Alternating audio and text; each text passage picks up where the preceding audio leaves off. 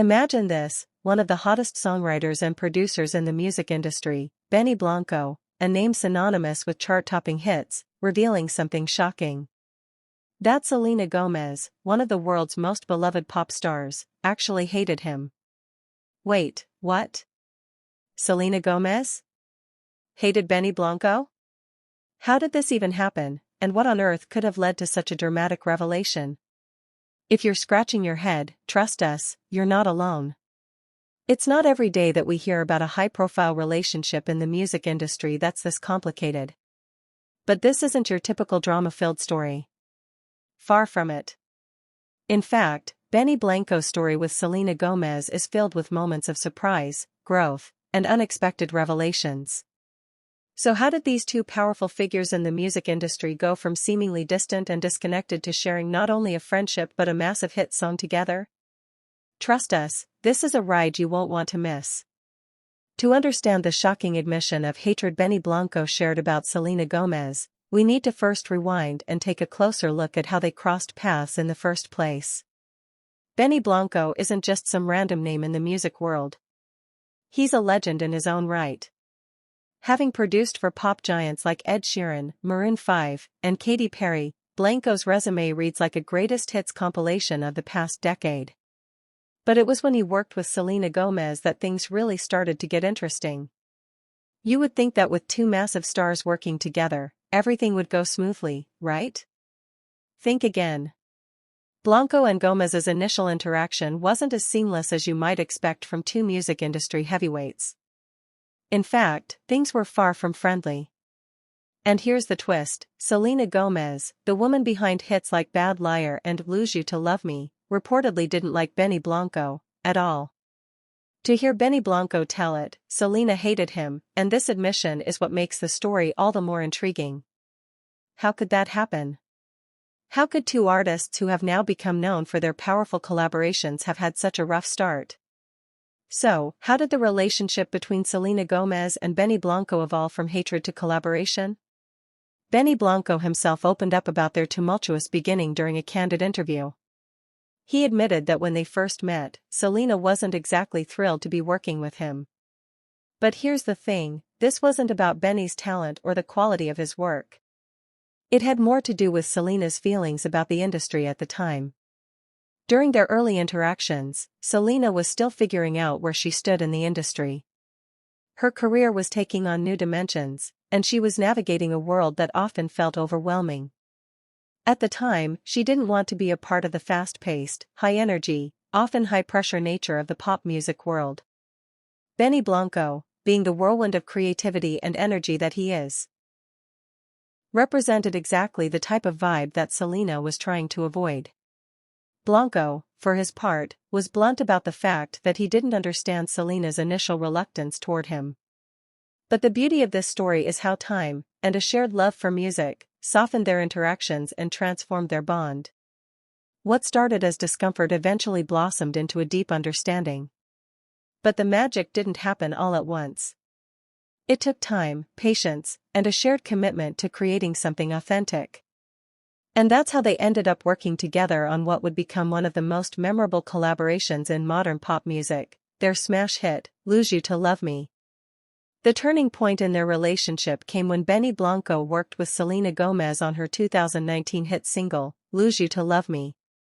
The song was a game-changer, not just for Selena's career, but for Benny Blanco as well. It marked a new chapter for both artists. The song was a raw, emotional, and soul-bearing ballad that resonated with fans worldwide. What's even more impressive? The way they managed to put aside their differences and create something so personal and intimate together. Lose You to Love Me wasn't just another chart-topping hit, it was a piece of art, born from a place of vulnerability. Both Benny and Selena poured themselves into the track, creating an atmosphere of trust and mutual respect. For Benny, this collaboration wasn't just about producing a song for a pop star. It was about connecting on a deeper level with an artist who had a lot more to offer than what the public saw on the surface. For Selena, it was a chance to work with someone who could help her break free from the constraints of the industry and create music that was genuinely reflective of her true self.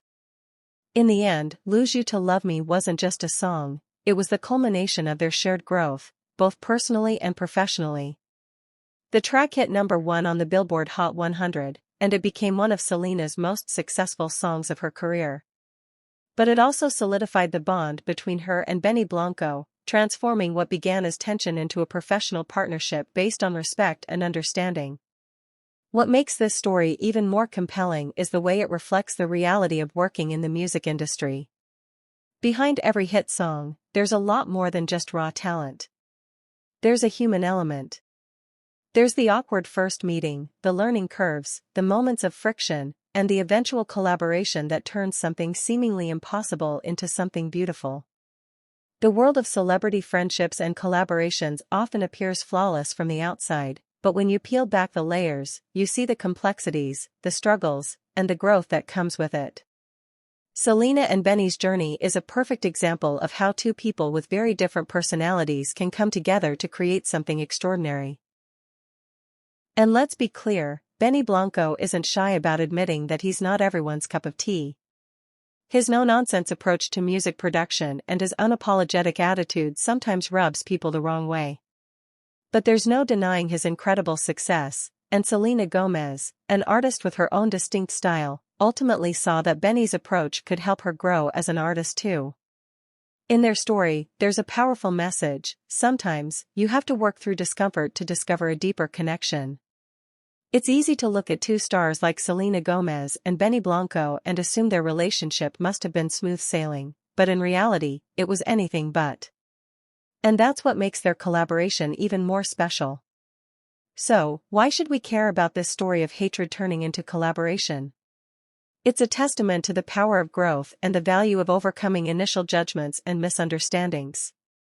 It shows that sometimes, our first impressions are wrong. It reminds us that behind every successful partnership, there's a story of persistence, patience, and finding common ground. In the world of music, where egos can often get in the way, Selena and Benny's journey serves as a reminder that true artistry isn't just about talent, it's about connection. Their story reflects something bigger than just two music stars working together. It's about vulnerability, trust, and letting go of preconceived notions to embrace something new. The next time you find yourself in a situation where you're not connecting with someone, remember this story. What seems like a dead end at first might just be the beginning of something beautiful. Now that we've seen how far Selena Gomez and Benny Blanco have come, we can't help but wonder, what's next for these two talented artists? Will they continue to work together, creating even more iconic hits that push the boundaries of what we expect from pop music? Or will their paths diverge, leaving us to wonder what could have been? One thing is for certain, their journey from hatred to collaboration is one for the books. It's proof that even in the entertainment industry, where everything is often seen through the lens of fame and fortune, there's always room for growth, understanding, and the possibility of unexpected friendships. So here's a thought-provoking question for you. Have you ever had a relationship or situation where you initially didn't get along with someone, only to later form a strong bond? What did it take for that shift to happen, and how did it change you? Let us know in the comments below. We'd love to hear your thoughts and stories. Good afternoon to every member of this family. I am coming to you again to emphasize about the quantum wallet airdrop. Airdrops sometimes can just come up, and before you discover it opens you some big doors. This airdrop is going on now, and it looks so good to my eyes. That's why I am putting pressure that everybody should do everything to become part of it. That is the link that I just dropped up there. Copy the link. When you have to install it, most phones, they don't have the document that it runs on. That's Word doc. You will download it first. As you tap the link, it will take you to Word doc first. You will download it first. After downloading it, you will come back and tap the link again, and then it will take you to the page of you downloading now the Quantum Wallet on the Play Store. As you download on Play Store, it will take you to the page of create a wallet. Then you create the wallet. Be careful with your 12 words, which are the key for you to use to enter your wallet. I used to call it the passphrase. You copy it down and keep it very well. Continue, follow the instructions until you finally create the wallet. When you create the wallet, you will go to the point, you will see invite. You will tap on that invite and fit in the code that I have sent, the invitation code. When you fit in that invitation code, you submit. As you submit, within a short period of time, you will see $900 awarded into your wallet. When you want to submit, let me give you one small technique. You can tap it many times before you see success in submit. If you tap many times, they can give you more than the $900. So everyone join this particular airdrop. By God's grace, if it's listed in Q2, that is the second quarter of 2025, then everybody will be celebrating. Thank you so much for listening.